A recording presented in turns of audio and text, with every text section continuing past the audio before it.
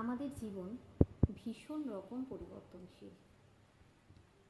দেখবে একটু লক্ষ্য করলে একটা সময় যে মানুষটা তোমার জন্য পাগল ছিল, তোমার একটু দেখা পাওয়ার জন্য, তোমার একটু কথা শোনার জন্য একদম পাগলের মতো ছটফট করতো, জীবনের কিছুটা সময় পার হয়ে আসার পর যখন তুমি সেই মানুষটাকে আঁকড়ে ধরে বাঁচার চেষ্টা করবে, দেখবে তোমার সেই শখের মানুষটা তোমার বদলাতে শুরু করেছে।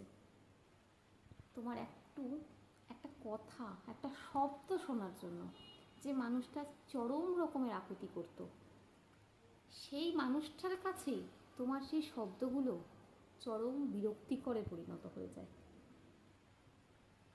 এতটাই পরিবর্তন চলে আসে মানুষের মধ্যে যে দুজনে একসাথে রয়েছ, এক ঘরে রয়েছ, দেখবে দুজনের মতো অপর প্রান্তে আছো, যেন হাজার মাইল দূরত্ব তৈরি হয়েছে।